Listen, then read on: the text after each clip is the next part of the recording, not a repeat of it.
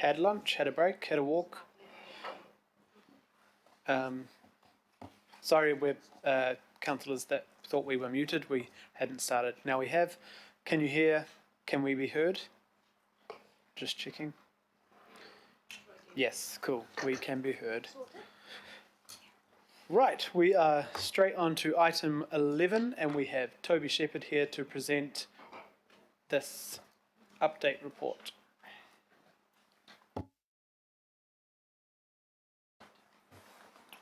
And we sanitised the desk, well, Suad did, just for you. Thank you, Suad. Kia ora tātou. Tēnā koe, Mr. Chair. Tēnā koe, Deputy Chair. So I'm Toby Shepherd here from the Strategy Department, and to give you an update on the water strategy and the connection to the long-term plan. And there's a noting report on your agenda to that effect. I've just got 4 slides. Am I driving them on this? You're driving them. So I'll just speak briefly to this one, and then I'll move us through. Thank you, Suad. So Auckland Water Strategy and Long-Term Plan Update. I should note that this, well, it's just me sitting here. We have a couple of people listening in if we do need to direct some questions. And I should acknowledge this is a collaborative process, and in particular working with the Infrastructure Strategy team and Council Stormwater Department. And it was great to have Craig's item earlier, and there he is. So the Auckland Water Strategy is in the terms of reference for this committee. In March, it was confirmed for the work program 2020-2021. The strategy is intended to direct investment and action across the group, which is very aligned, councillors will note, to the recommendations of the CCO review panel's recent report. And that strategy will articulate a vision, targets and approaches for the group, approaches to meet those targets.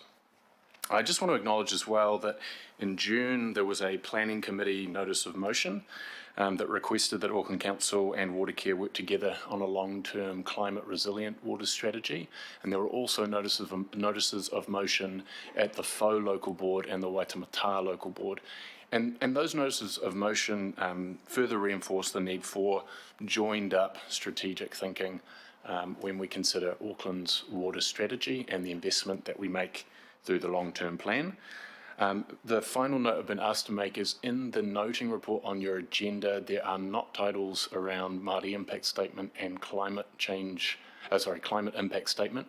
I did provide some text, and that's captured in para 17 for the climate impact statement and 18 and 19 for the Māori impact statement. So that's just the text without the headings there. It's just a function of it being a brief report, so an update report. If I could have slide 2, please. So this is the slide that we've been using to speak to the Auckland Waters strategy work. And this is just to remind members that the water strategy is holistic and covers a complex space here across the council group. There are 6 areas that are shown on that diagram there. And 5 of those areas were developed as part of the 2019 discussion document, Our Water Future, and governance has been added as a critical enabler of the important decisions that we need to make and the reporting requirements that the strategy would embed for a council group.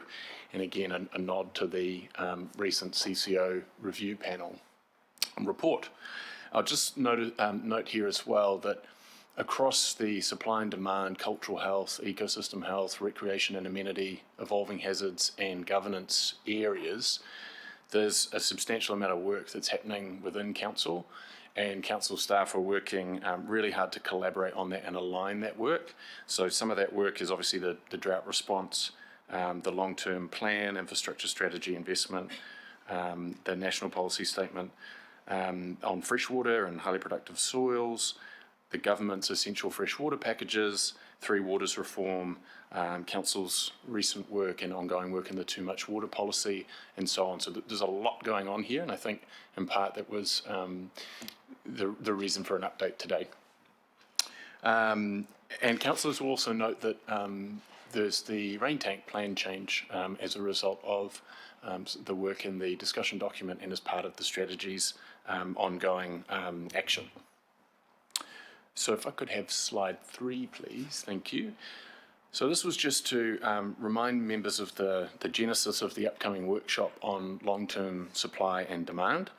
So recent council decisions as part of the drought response have altered Watercare's long-term outlook on supply and demand, or have an impact on Watercare's long-term outlook on supply and demand.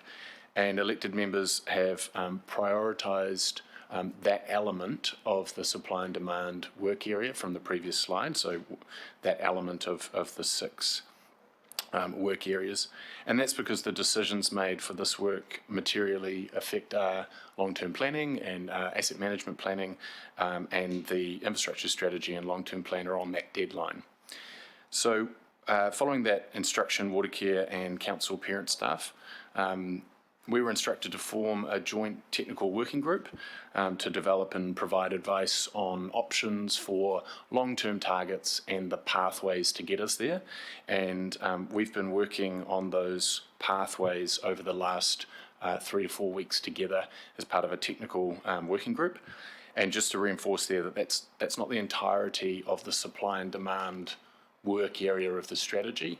It's particularly focused on Watercare's long-term supply and demand planning. That workshop is planned for the 22nd of September, and we're working furiously to get our advice ready for that workshop to take members through it.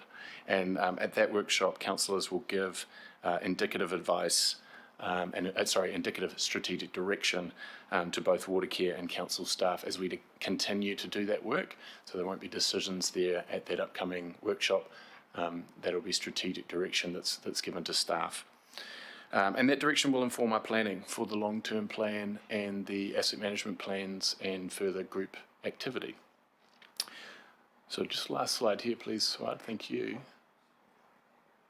There should be a table. So there was a table on this slide which we might be having trouble showing. It is just a replica of the table that's in your paper. Table 3, the timing of upcoming decisions. Oh, it really does seem to have dropped off there. So just to take us through that, the table shows that in September we have the upcoming workshop that I mentioned. I will try to email you the table in a second, but perhaps if I just speak to it at the same time. The table would show the upcoming workshop in September where we will discuss long-term supply and demand. It also shows that in October this committee will have a workshop where we'll discuss the strategic direction to the long-term plan. And then in November, there is a finance and performance workshop which would discuss water investment in the long-term plan following that principal discussion at this committee in October. In November, we intend on returning to this committee with a more fulsome forward work program where we can lay out the forward dates, engagement, and how we work with the committee going forward. I will now resend you that email, Swad, and hopefully that fixes that problem. It is in the agenda Apologies, on page members. 53. Is that what you're talking about? Yeah, that's it. Yeah. It's right there in the agenda, page 53. It is a reproduction.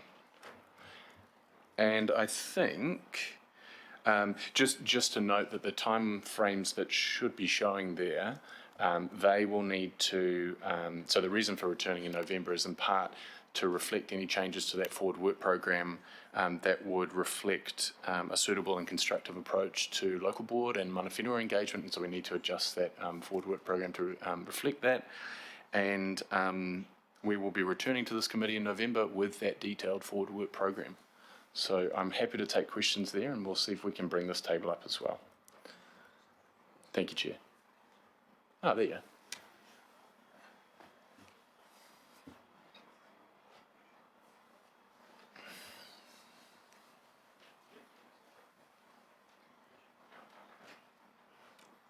That's the one. So just a reproduction of what's in your agenda there. Thank you, Toby. I think we've got the first question from the Mayor. Yeah, thank you very much, Toby.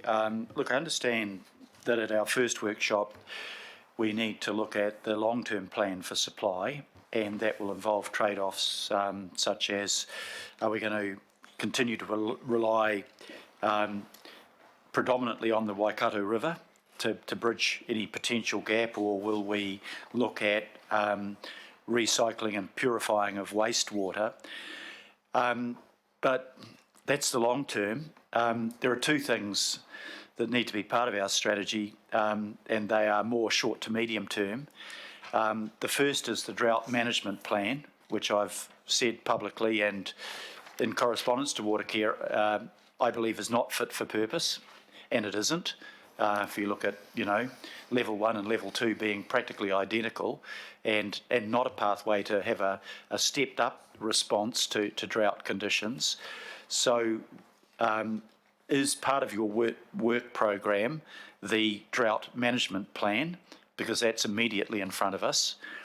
And the second thing is really the medium term. At the moment, we are tracking to go to the Board of Inquiry seeking, what could be 200 million litres a day extra, or maybe 150, maybe including the extra increases that we've negotiated. And thank you, Waikato Regional Council, for yesterday passing our 25 million litres a day from Hamilton and the 100 million litres a day April to September.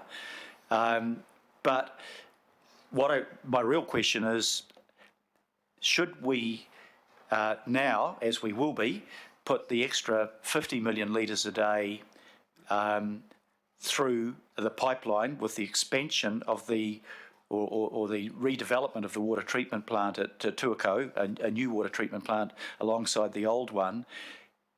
The big question I think we're all looking at is, will that be sufficient in the medium term to meet the water needs of Auckland before we look at the long-term solutions, which will either be, the extra take from the Waikato or the recycling? So the two questions are, where does the Drought Management Plan fit into this and the revamping of it, which is necessary? And two, where is there the assessment of the ability of what we're going to be doing in the next year to meet the medium-term requirements of Auckland's water supply? Kia ora, Mr Mayor, thank you for the question. On the first one, it's perhaps an easier or shorter question. The drought response plan is not part of the Auckland Waters strategy. That work is being led on council side by Ian Maxwell and Andrew Chin from our stormwater department. So they're heavily involved in the drought piece there. We are connecting, of course, as staff across these issues, but drought response isn't part of our long-term Auckland Waters strategy. But we will acknowledge, or you will acknowledge, that the decisions made as part of our drought response to date are driving a change in the way that we think about supply and demand, and so that's how we've kind of come through a drought response workshop approach to the instruction for us to form that joint technical working group to look at the medium and long term. I don't want to preempt the discussion that we're going to have on the 22nd of September, which will address some of your questions there about how we think through long-term demand and whether our supply planning is sufficient to meet it, simply because that work is underway. That's the work of the technical working group right now. But I do want to give you confidence that as a council group, we are working to align first the assumptions that we base that on, so population and dwellings and growth, and what we anticipate in terms of water efficiency and demand management, so that we can bring you a comprehensive view of the pathways that councillors might wish to pursue to meet those medium and long term to address those medium and long-term questions. So a bit of a half answer there while we continue to work on that information and bring you the fulsome information on the 22nd. I'll just add that it's our intention next week, so week commencing the 14th, to circulate a memo, because this is it's very complex, and we want to make sure that councillors have time to digest some of that information before we sit down on the 22nd and get into some of that detail that you're speaking to there. So it's coming, yeah. Through you, Mr. Chair. I mean, I just want to emphasise the fact that, rightly or wrongly, Watercare didn't anticipate that we would reach the high risk levels that we have at the moment in terms of potential water restrictions, and council ultimately, while we don't deliver the service, our role is to set the strategic plan for it. I think the question on most Aucklanders' minds will be, will the working together of Watercare now and council ensure that in the medium term we can deal with so-called 200-year droughts that may occur on a frequent basis if they are in fact influenced by climate change. And I think the anticipation is that we will have a strategy to ensure not at what will happen in 10 years' time, but in 2, 3, 4 years' time, will this strategy guarantee the supply of potable water to Aucklanders at the level that it needs to if we face recurrent droughts as we've seen in the last 2 years? I mean, that's the critical question I think that Aucklanders have front of mind.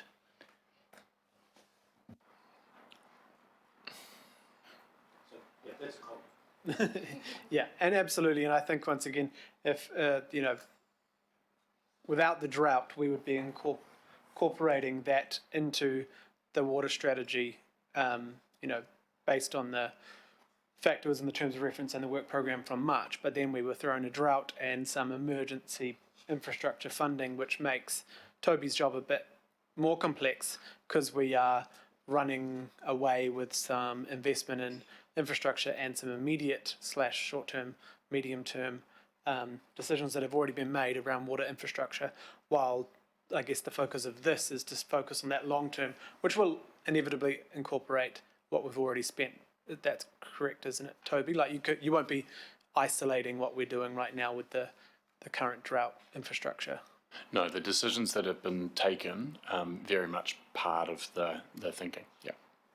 Thank you. So through you, Mr. Chair, sorry, I just need to be sure that on the 22nd, whether or not it's part of the work that Toby is doing, it might be that this is Ian Maxwell and Andrew Chin's work, but I need to be sure that we will have the chance to discuss at that meeting the drought management plan to see that we will have something fit for purpose to take us through the next 3, 4, 5, 6 months, and then we'll have something that will take us through to the period prior to the big investment decisions that we'll have to make for the long-term well-being of resilience of water supply. I just need to know that that 22nd of September workshop will address those questions because they're the most urgent ones in front of us. I think through the chair, I think as planned, or at the moment as it is planned, the workshop is about the long-term supply and demand settings for Watercare and Auckland. And while we can consider the drought security standard and so on across that long-term period, we are not bringing an update or a nuanced drought management response.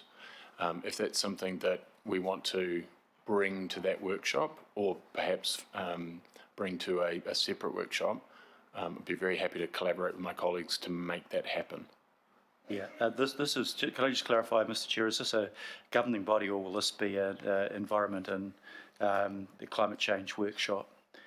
The 22nd, it's still down in the diary as a governing body, but you had agreed and staff had agreed that it would be environment and climate change. I guess the bit that it's nuanced, there is the immediate infrastructure that we've already approved that we will be using in the context of the 22nd and this water strategy, but it's not, I guess it's hard to explain. We're not updating, Toby's not here to update us on the infrastructure that's currently being built. But the water strategy will and is going to incorporate a long-term climate sustainable future for Auckland's water supply, which will inevitably include drought. Is that right? I think we may be talking about the same thing. Well, I just want to make it absolutely clear, on the 22nd we must discuss the drought management plan and the medium-term outlook for Auckland. Because if we're only looking at the horizon and not looking at the immediate future, we're not doing our jobs. So regardless of whether you're chairing it or I'm chairing it, I'm saying that that has to be on the agenda. And it might not be Toby's work, it might be Ian and Andrew's work together with Watercare, but I want a discussion at that point, and I've indicated to some of our colleagues on the line for this discussion that that will occur at that point, and it really must. I'm happy to make sure that we have all those staff members and all parts of the conversation talking to each other. Yeah. Member Wilcox. Thank you, Chair. Yeah, where's my question? Oh, yeah. So my question is, okay, recycled water. What's the story here? Just about every other town second town in Australia is using recycled water. I don't see anything in the presentation about recycled water besides, yeah, we're going to do it. You know, but I don't understand why we're sending trucks to Lake Pupuke and all the rest of those other places, and yet there's millions of megalitres of water going out the drain at Rosedale and at Maungani. Don't understand that, and so for me is what's the kaupapa with regards to tikanga Māori? And I'll preface this in the way of this discussion is the tikanga regarding the taking of water is usually in a Māori sense was decided in the Waikato by at the time that Watercare and others went to the marae there. But the decision was rested with Waikato Tainui, the iwi, and those iwi in the and the authority. So I'm just trying to understand, so what have we done regarding recycled water and where are we? Because from the sound of it, it's only statute that's stopping us from using all that water.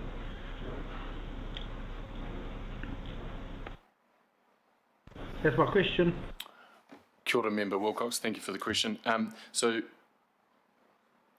as I understand it, you're looking for an update on where we are with reuse, or a broader question about how Māori values are influencing the work underway? Let's say I want to know how far we are with reuse, and I'm guessing that this is going to come to the workshop. But I actually want something that we can, recommend to the governing body or to this committee that we can actually get a decision, because I think we don't have time to muck around. It's a matter of getting the tikanga process in place now and the decision-making process in place for Māori. Okay, Kapai, thank you. So again, and I can appreciate that this is, I'm essentially directing us to the 22nd, but what we're intending to do on the 22nd is bring a view of long-term demand and supply planning. And as part of the demand side, we're looking at a number of initiatives that councillors around this table and many Aucklanders have both have asked for, and we have seen public feedback asking for their inclusion in our long-term planning, and so that might be things like more efficient fittings and rain tanks and so on. On the supply side, we're also cognizant of both reuse, future supply from the Waikato River, and other options that are on the table. All of those supply sources are in the thinking that we'll bring on the 22nd, and try to discuss them in a holistic manner, try to think through the costs and benefits of those approaches, but also to think about when they might be needed. And the work that's underway by that technical group will inform some of the thinking about timing for future sources as well. So we want to bring that to you as part of a package, and as I mentioned, we want to make sure that we provide a memo in advance so that we can start to provide members with information ahead of that workshop, and then we're actually quite excited about getting into the detail with you on that longer session on the 22nd. So I suppose my question is, there's still the tikanga issue to be sorted or to be understood, because I've already seen reports in the media that some Maori are saying we shouldn't be reusing water, or reusing water that's coming out of the sewage plants or our recycling, our purification plants or whatever they're called. So, I mean, I just want to kind of get some steer on this, where we're going and how we're doing to kind of overcome this issue. Because I don't see that in here. I see lots of things about the Māori of the water and all of that, but I'm not seeing this discussion and what's been done regarding this.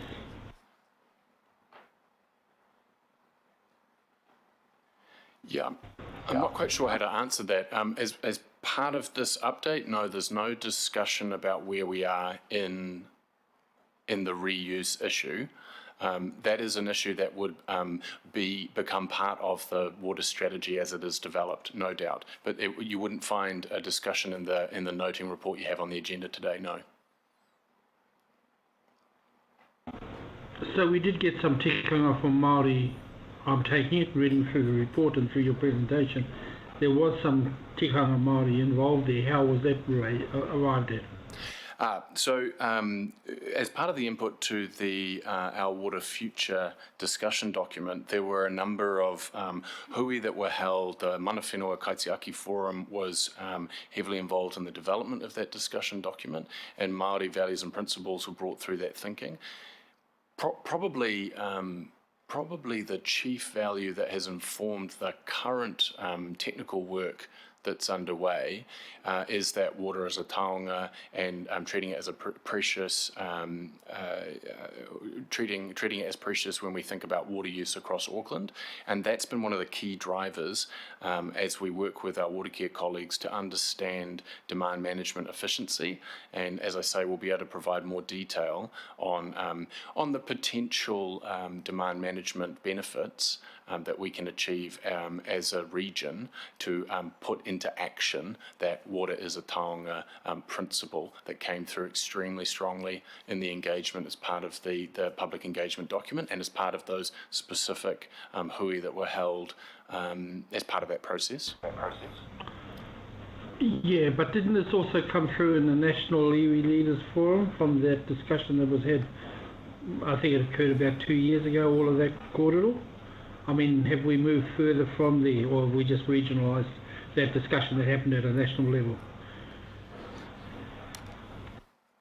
On maybe, and I know Member Wilcox has brought this up before when we were discussing the drought in general, but I think if I'm trying to paraphrase you a little bit, Member Wilcox, is that you want to be sure that when we come to the 22nd, that there has been at least some work, or it's explained how we will do the work before people make such statements as Māori are against reuse of water, or there needs to be a lot of work done, because there has been comment thrown out there that iwi are against reuse of water, and I know it was discussed during when we were going to the Waikato that the media covered that, you know, it's we have to do the river, and Tainui actually said, yep, we're interested in reuse. So I think am I saying it right, Glenn, that we shouldn't be making assumptions of what iwi think about reuse, and that we should be at least looking forward to that discussion, especially with the non-potable water?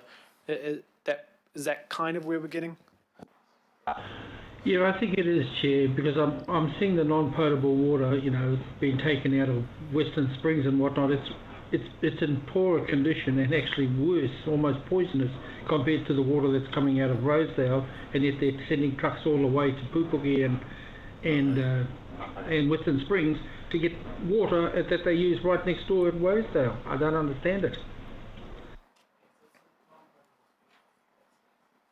Yeah, I think that's really good discussion, and maybe you and I and Toby can work offline about how we might be able to kick off some of that discussion before a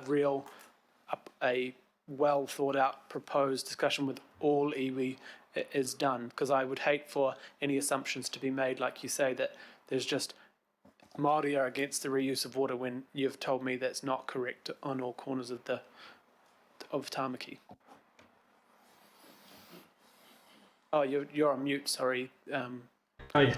No, thank you, Chair. Yeah, I think you've kind of nailed it there. I'm getting an invite to this workshop, aren't I?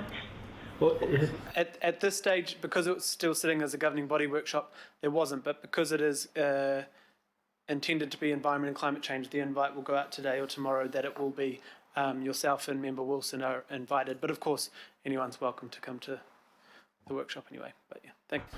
Just a Go point of on. order, Mr Chair. yes, Mayor, go. Yeah, look, I've just had clarification. We'll be having a governing body workshop on the 17th that will deal with those issues, and the 22nd, as Toby has suggested, will be just on the long term.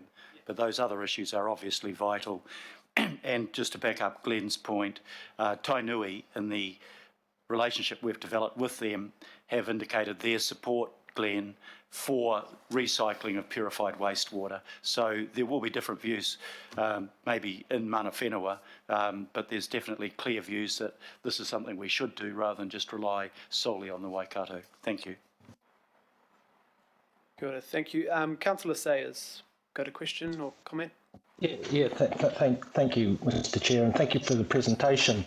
I just want to pick up on the Mayor's comments, and I want to support what you've said, Mr. Mayor. And obviously, we've got two meetings coming up: the GB one and this environmental one. But I think that there is some overlap around that supply and demand. And my concern is, I just want to ensure that strategically, as well as short term, we're thinking about those 50,000 Aucklanders that are on tank supply, and probably because they're not water care customers and they could run out of water. So I just want to ensure that, my main concern is, Healthy Waters is working hard on some technical solutions that they want to implement to try and ensure that there's supply there. However, what's the contingency if we can't deliver on that for whatever reasons? Could be outside our control, could be COVID lockdown, it could be difficulty getting land consents, it could be difficulties around getting water withdrawal consents. There's a lot of things that potentially could go wrong. So just what I'm signalling or flagging is strategically just thinking about what our contingencies might be in a worst case scenario. Because those people aren't water care customers, water care will cut those the current bores off. They've already indicated that if we go to another higher alert level with our freshwater systems in the drought. So we really can't leave people sitting out there, households with no water at all. So that's I just want to flag that in the contents of today's committee meeting, Richard. So, thanks. Good, thank you, Councillor Sayers, and that will be something that definitely bring up at the workshop next week. That will be, I think, with water care and Andrew leading, but also the long term. That's the short term issues that we need to ensure that your residents and all residents of Auckland are looked after, but also that Toby will be able to look to discuss a long-term strategy to ensure that all Aucklanders have that security of supply long-term, however that looks, and whether that's a partnership with those communities that looks quite different to a water care customer type thing. But yeah, definitely keen to hear your ideas on that, and councillors who have residents that have a lot of tanks and rely not on the water care supply. Thank you. Councillor Wayne Walker. Just got a question or a suggestion. So yes, it's really good. We're working on the waters strategy. Frankly, just in terms of the interaction with the government around what it's doing in the water space, it would be great if every council in New Zealand had a water strategy, because I'd suggest scarcely any of them do. But just in respect of how we develop this strategy, and this goes to a conversation I've had with Toby, as much and all as we don't have the strategy, we're effectively having to implement a number of things to meet our requirements around the drought and obviously conserve water. And the other related strategy is our climate change strategy, which really doesn't deal with too much about water at all.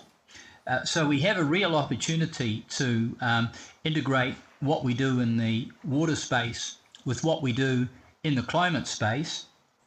And I think I mentioned before, there's about 670,000 gigajoules of energy involved with water in the region. Now, that is just energy on the part of water care, let alone the component that deals with water that is found within residential, commercial and industrial processes. So the impact of water as it goes to climate change is absolutely huge. And what follows is that if there's one area where council can make a difference in the water space in terms of implementing our climate change targets, it's around water. And so my question around that to Toby is, can we be ambitious in that area, Toby? We will be bringing you ambition, Councillor Walker. And I would just profile a little bit here as well that with respect to water care, that they do have ambitious climate change targets already, and they are in motion on their climate change strategy. And so there is work underway, and some really successful work around embodied carbon and energy and so on in the running of that network. And just to acknowledge that here as well. And I guess the related question that I was effectively putting around the strategy is we've got an opportunity to identify probably quite a number of things that we could be implementing at a practical level. For example, we could be making use of stormwater in the stormwater network where it's in the vicinity of parks to irrigate playing fields. So if we can apply those sorts of practical tests to make sure that the strategy is delivering on the things that we need to do to implement, then we'll have a strategy that is fit for purpose, which is what we need. So will we be applying those sorts of tests, Toby?